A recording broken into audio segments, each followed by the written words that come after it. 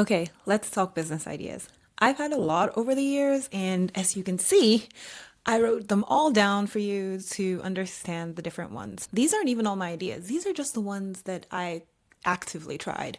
And I define actively tried as I spent money on them. So sometimes it's that I bought a domain, or I paid for ads, or I put significant effort into launching them so they actually launched in some way, shape, or form, or I made money from them. I also have these two jars to show you success and failure so you can just see how many of these, I don't know what, 30 or so ideas actually got any kind of traction. Okay, there's my success jar and there's my failure jar. So let's get into it. The first idea is we'll just do these at random. So let's go with you. So Lover's Day fun. Okay, this one was a fun one. It was Valentine's Day. I was in the office and there were a bunch of people complaining that they didn't have dates for Valentine's Day. And I was like, wouldn't it be nice to like pair people up? And so I created a form. I bought the domain and I drove a couple of ads to it. How did it do? It worked in that people signed up, but everyone who signed up was a woman, which I'm not going to leave any comments on what the dating pool is like, but there's a reason why the only people who signed up are women. So that goes in the failure. Next one. Let's do manually. I liked manually. Manually, I thought would be more successful. This was one of those where I imported an idea. And I talk about this a lot of one good way to have business ideas is to take something that's working somewhere else and import it into your location, your domain, a different genre, a different gender, a different market. And so I had gone to Dubai and I had seen everybody was scanning QR codes. This was just off the back of COVID in restaurants. There were no more physical menus. And so I was like, is there an easy way to help businesses? We would give you a QR code and you would scan it and you would have your menu online and you can change the price, the items at any given point in time, basically give you more control over your menu. Why didn't this one succeed? I think one, when you're importing ideas, it's important not to create a solution and then look for the problem.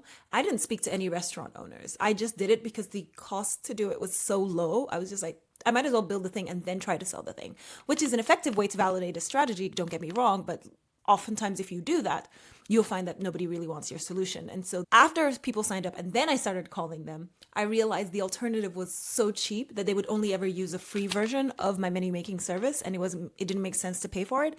I also realized that a lot of them didn't have pictures of their food and it wasn't just something that worked for my demographic at the time. So that one in the failure bucket. Let's do another one.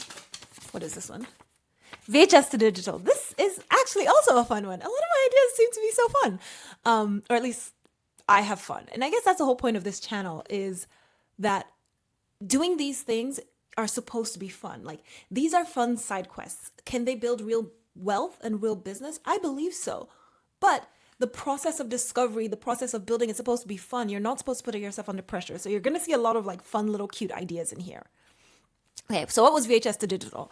At the time, I had lost my dad, and one of the things that happened during my grieving period was I was desperate to hear his voice. We didn't really have a lot of video of him talking, especially not to me directly. And so I kind of went on this weird craze, and I started like digging up all our old VHS tapes, and I found a service in town that would convert those videos, those VHS tapes to digital. So like I could have them on a flash drive. And so that would make it easier for me to search and find his voice. And then I realized that this may be a problem that other people are facing. A lot of people have parents who are getting older and they maybe want to digitize some of their old memories. Some older people also want to digitize their old memories and won't realize it's possible. You have all these VHS tapes, they're getting old, they're getting kind of like decrepit, mold. You might as well digitize them so you can have them for relatively ever. And so I spoke to the guy that did my videos and I was like, hey, if I drum up business for you, can I get a cut? So how much would you charge me for every video? And then how much can I put on top? And we had that agreement. And then I blasted a bunch of ads. I set up a workflow where the leads would go directly to him and then he could close them because they could go to his shop. This worked well in the fact that it was a problem that people had. People responded really well to the ads. The problem was fulfillment. They didn't want to pay online. And if they didn't pay online, then I got cut out of the process. I'm not saying he intentionally did that, but a lot of people would just go directly to him. And Nigeria has negotiation culture. And so I'm guessing they negotiated with him. I don't know if he actually closed anyone from this. I didn't follow up too deeply because remember I was grieving and it was just a fun thing to do again to distract myself. And I'm happy about this one because even if it didn't make money for me, hopefully it made money for him because he kept coming back to me to see like, can I run more ads for him?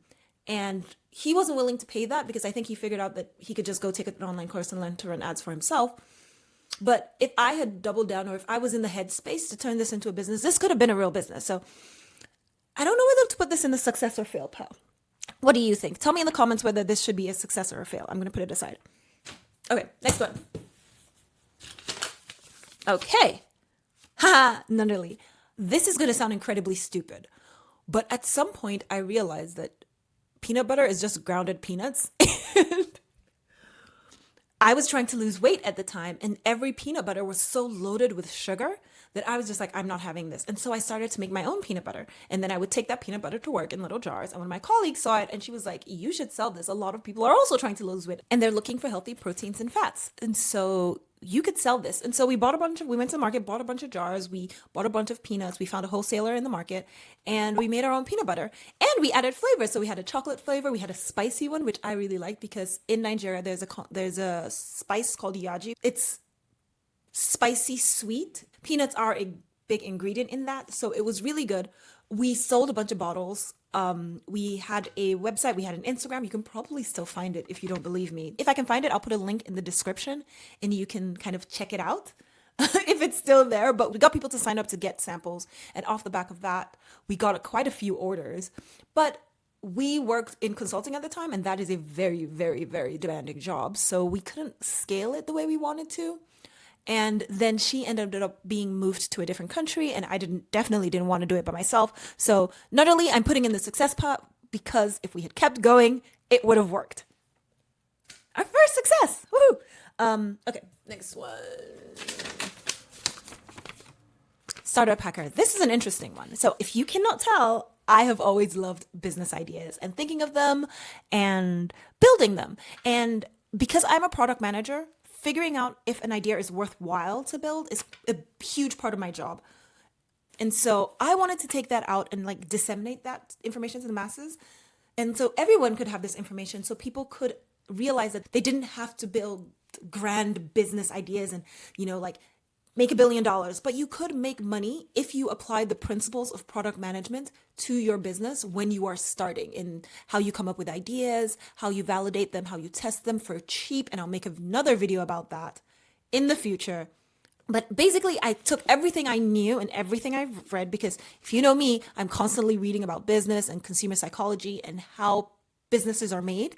And I took all of that and I put it in a course. And then I tried to sell the course. And again, I used ads and people bought it, but I realized people were buying the course, but they weren't watching the course. It was like 100 and something people who bought the course, and each video in the course would only have 12 to 13 views, which I thought was really low. I'm realizing in retrospect now that that is normal in the course business, but that didn't sit right with me because I didn't want to take people's money and not provide them value. And so this I'm calling a success because it made me money, but I closed it down after a while because it was something that I wanted to go back to the kind of grindstone and think about more how to better create this product. So that's going in the success pile.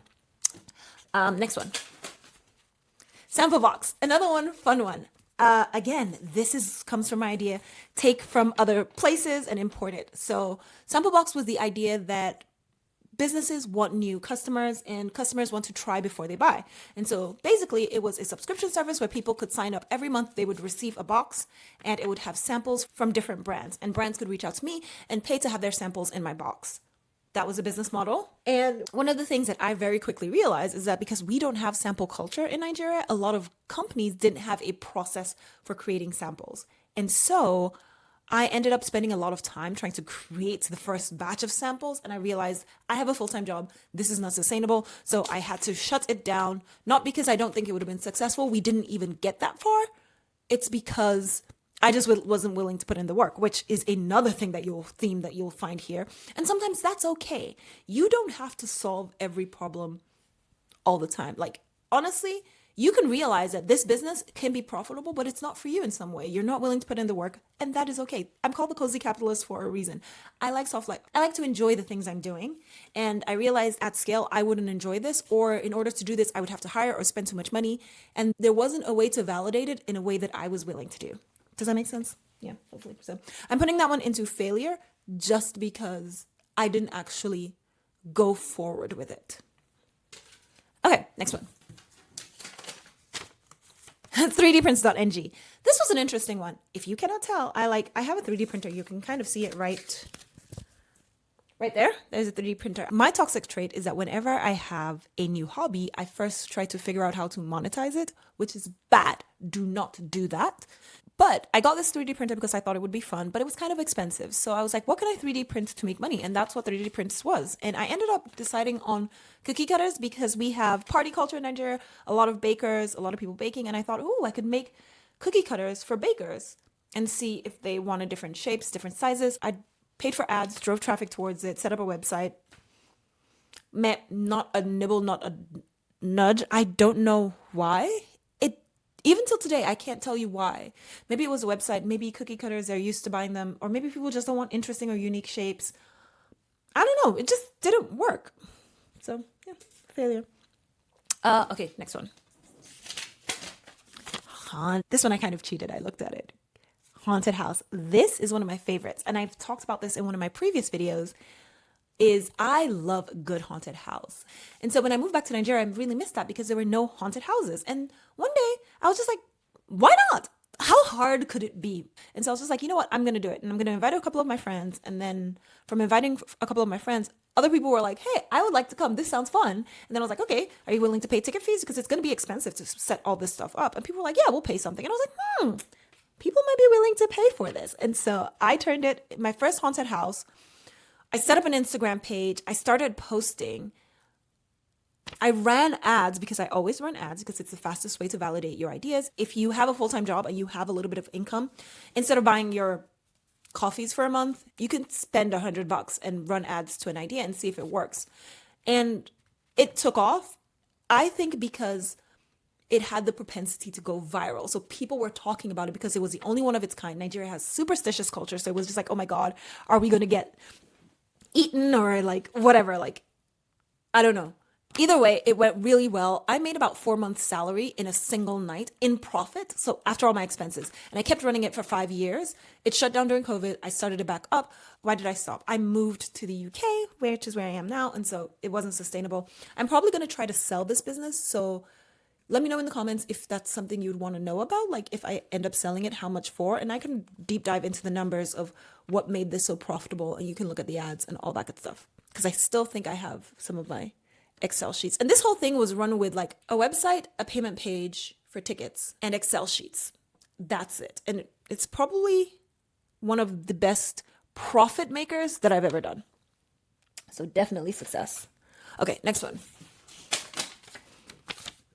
Live raise. This was an interesting one. So in Nigeria, we have, what will I call it? We call it spraying, but basically if you're at a wedding and people are dancing, so typically the bride and groom or the bride's parents or people central to the wedding, they're dancing, you take money and you kind of like spray money on them. It's like, let it rain. That's what it is. It's like, let it rain, but it's very, very common at weddings.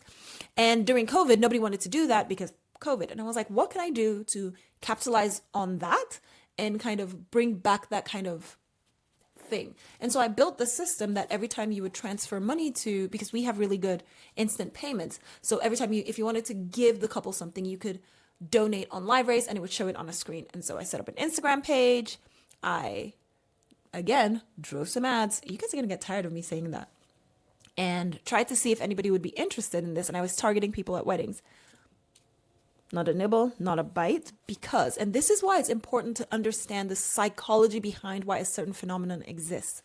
One of the things that happens when you spray someone is you get praise. There's instant validation from the bride and groom. They're smiling, they're happy. We usually have like drummers or dancers at a wedding. The DJ will call out your name and, there's a whole culture around it.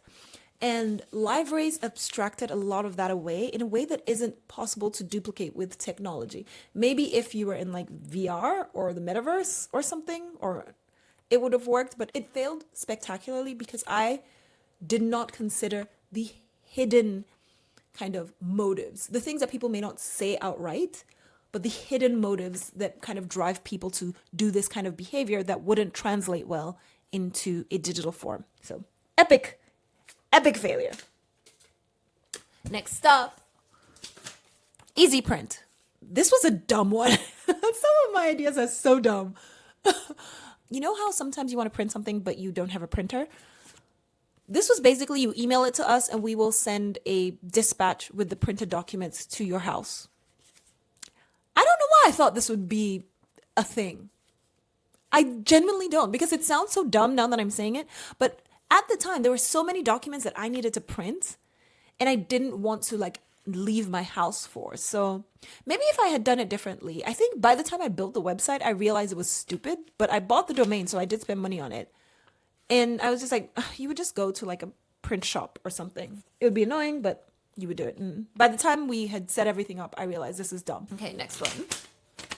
Insights. This one is dear to my heart because it's one of those business ideas that I still think is incredibly valuable if I could translate the value to others.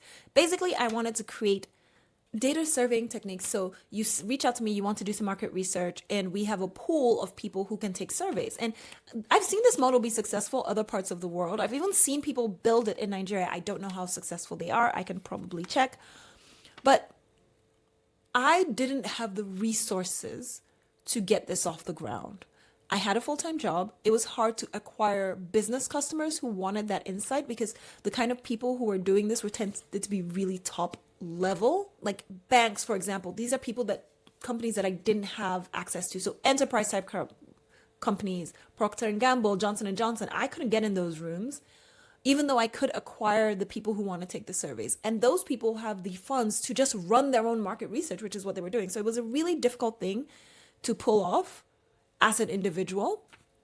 And I think the thing that I learned from there is just like finding that balance. Can you actually get into the room that your customers are in? And do you have the time and the willingness to put in that effort? So that's insights. Oh, it hurts my heart to put in the failure part, but let's do it. Okay, next one. TechWise. Very similar problem. What was TechWise? TechWise was me identifying that a lot of founders don't have the technical talent to hire technical talent. So you need someone to build your app, you need somebody to be your co-founder, and you're interviewing people, but people can say anything because if you're not an engineer, if you don't have technical talent, or if you don't have a particular skill, you won't be able to interview someone and understand if they're lying to you or have the skill that you require. And so my idea was, because I worked in tech and I had access to a lot of really senior, really powerful tech people in tech, I could get them to sign up to my platform and you could rent an engineer for your interviews and they would give you a report on every interview you do and you pay them for their time and I take a small commission. We built the website, we bought the domain, and then we realized we had great ideas on how to acquire customers. All of them required really long lead time, developing relationships and catching people right in that moment where they have a business idea, but they haven't started executing, which is a very hard thing to target. And so it would require a lot of things like content creation and just putting a lot of stuff out there so that when people are eventually get to that point, they know to come to us. And so I realized I didn't have the time or effort or the desire to put in that much effort to something that I couldn't validate really quickly. And so I also had a full-time job. Again, a recurring theme. And so I was just like, meh, I'm going to let it go. So failure. What is the next one? We're almost done. ALBM. ALBM was interesting. This is another business I tried to start while I was grieving. Do not do that. That is a bad idea. I tried to busy my way out of grief. If you're grieving, please don't. Just go through your grief process. Cry, sleep, eat. Take time to recover. Because every business idea that I touched during that period failed in some way because I realized I didn't have capacity for it. So even if it would have succeeded, I didn't have the capacity to make it succeed. So what was ALBM? Someone was shutting down their swimsuit store and I was like, hey, I should be good at e-commerce. Let me do it. I like swimsuits. I live in a country where there's sun 24/7. People will probably always need swimsuits. Again, I didn't have the capacity because it required a lot of content, a lot of pushing, a lot of this. And so I bought all the inventory, set up a website, tried to run ads, and then just didn't care enough. My brain just started switching off because it was trying to tell me to take some time for myself. So again, I keep saying this. Creating your business should feel good. It shouldn't feel like slogging every day. There will be days that you slog. There will be days that will seem impossible and miserable, but every day should not feel like that. Most days you should be excited. 50% of the time you should be excited. Otherwise, it's not worth doing. So there you go. What's next? True. This is my baby. This is the business I'm working on right now. This is my biggest success so far. We've made $150,000 so far. That is the most money I've ever made with any business. And it came from my own problem. And I talk about this a lot. The best businesses you'll do are the ones where you are solving your own problem and you find out that there are a lot of people who also have your problem, because nothing will make you more passionate and care more and be willing to invest the time than solving your own problem. So that is true. Definitely a success. Okay, next one. Let's do this one. Cheated a little bit because I kind of wanted to talk about this. Tales from the Savannah. This was a really cool one, if I do say so myself. What was Tales from the Savannah? Little known fact, I wrote a children's book. That's not the fun part. The fun part is why I wrote it. I had a friend who was sitting on almost 100 African stories and folklore. They had written them all up. And he wanted to turn them into children's books so he could sell them on Amazon. And he was like, oh, I need a team. I need a graphic designer. Da, da, da, da, da, da, da. And I'm like, no, you do not hire. You do not spend that much money if you don't know if this is something people want. So I said, give me the rights to one of the stories. Like, allow me to create a children's book. And let's see what I can do with a weekend. And in a weekend, I had built the entire children's book. I watched a bunch of videos on how to create books and post them onto Amazon. And it's live on Amazon right now. Has anybody bought it? Absolutely not. Have I done anything else with it? Absolutely not. But I did it just to prove a point. Some people have bought it. I think I've made like $4 whole from this book. But that's because I did no market research. I didn't do anything to promote this book. No ads, no nothing, because the goal was to show you that I could do it. At some point in the future, I would love to try Amazon KDP again, because I like writing and I like telling stories. And I do think African stories need to be told more. So I will put a link to it in the description. So if you want to learn a little bit about African stories, click that link and you can buy it on Amazon. It's available on Kindle. It's available on Kindle Unlimited. It's available as physical copies. So check it out. I don't know where to put this one. I think I'm going to put this one in the same pile as my maybe. So I'm developing a maybe pile. This is another maybe. You tell me which one you think it should be. Should it be a success or should it be a failure? Next one. Vanity Skin Store. This was one of those where I just wanted money and I wanted to clone something. And that's okay. Sometimes you want to do that. The goal here was just to, I think The Ordinary was popping off and it wasn't available in Nigeria. Like, they didn't have official sales reps in Nigeria. And so our goal was we were just going to buy a bunch from the US or the UK, bring them to Nigeria and sell them online. Why did this stop? It was supposed to be a fun project for me and my sisters. And one of my sisters had to pull out because she was burnt out. And the rest of us didn't really want to do it without her. So failure. Next up, Root Teas. This was a fun one. It was very similar to ALBM in that it was just e-commerce. I wanted to start a t-shirt business. My parents make t-shirts. I wanted to see if I could kind of help their business a little bit and give them kind of like a direct consumer play. So they made t-shirts for like big brands and stuff. And so I wanted to see if we could do our own DTC label. I chose Root Teas. They had like funny little graphics on them. I might bring this back actually. Did it sell well? No. How much did I invest into it? A bit. I created an Instagram account. I hired an influencer, but I didn't really get that many sales. What I ended up getting was a lot of people coming to me and asking for custom tees, which didn't really make sense because the setup time is too long and I would have to charge you too much. So this was one of those where I would say it could have worked, but I bought a pack of designs and they weren't really my designs. If I had made them more custom or put a bit more thought into it, might have done well, but I'm going to put it in the failure pile. Next one. Doruku. I'm picking this one next because it is the exact same thing I'm not going to like bore you with the details, but same thing as Root Teas, just with anime. So anime flavored t-shirts. Failure as well. Actually, this one did better. It did really well at pop-ups. We had a pop-up.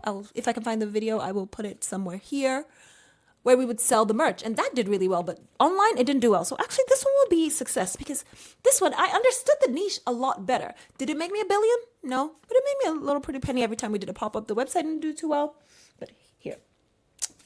I'm going to do this one next so that we're not just like e-commerce, e-commerce, e-commerce. This was also one that I really enjoyed.